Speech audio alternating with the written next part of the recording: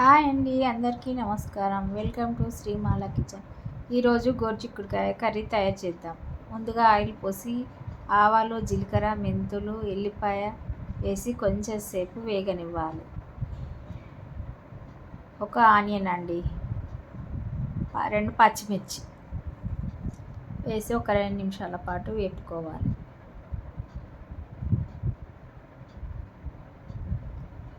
ఈ గోరుచిక్కుడుకాయ కర్రీ అప్పుడప్పుడు తినాలండి, చాలా మంచిది హెల్త్కి. 1/2 స్పూన్ పసుపు. ఇందులో ఫైబర్ ఉంటుందండి, చాలా మంచిది హెల్త్కి. గోరుచిక్కుడుకాయ అప్పుడప్పుడు ఉడకపెట్టి పంపిస్తారు, అలా చేయొద్దు. డైరెక్ట్ గోలించుకోవాలండి, మంచిగా అవుతుంది టేస్ట్. ఇవి ఇందులో వేస్తున్నా ఈ గోరుచిక్కుడు వేసి 1 నిమిషం పాటు మూత పెడదాం. ఒక 2-3 నిమిషాలు అండి. 2-3 నిమిషాల తర్వాత చూడండి మగ్గింది. ఇందులో ఒక టమాటా వేస్తుంది. చింతపండు రసం వేస్తాం కాబట్టి టమాటా ఎక్కువ అవసరం లేదు.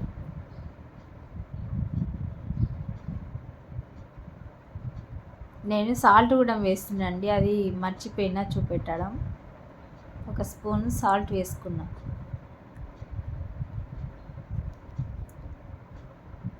ఒక 2 స్పూన్ల వరకు కారం వేసుకుందాం. ముందుగా నేను నువ్వుల పౌడర్ ఇలా పట్టినండి మిక్సీకి. కొంచెం వేపి మసాలాలాగా పట్టుకొని ఇందులో వేసుకోవాలి. మరొక 2 నిమిషాల పాటు మంచిగా మిక్సీ వేసి కలుపుదాం. చూడండి అప్పుడే ఉడికిపోయిందండి. ఇంకా ఉడకబెట్టి పంపేయడం వల్ల ఏముండదండి. ఇలా చేసుకోండి, అలా చేయొద్దు.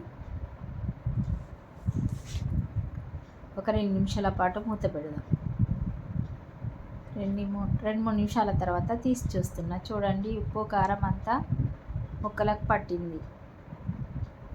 ఇప్పుడు ఇందులో మనం ముందుగా నానబెట్టిన చింతపండు రసము వేసుకుందాం. చింతపండు రసం వేసుకొని మొత్తము కలపాలి.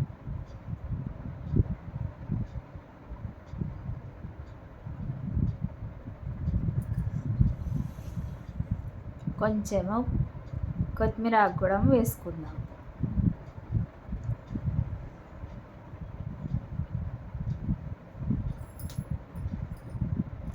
ఒక స్పూను ధనియాల పౌడర్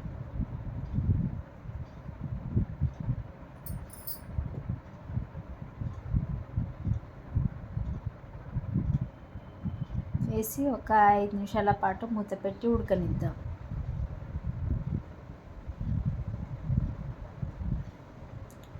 చూడండి ఉడికిపోయింది, రెడీ అయిందండి గోరుచిక్కుడు ఫ్రై. మీరు కూడా నేను చెప్పిన విధంగా చేసుకొని నాకు ఒక కామెంట్ సెక్షన్లో కామెంట్ చేయండి. Thank you.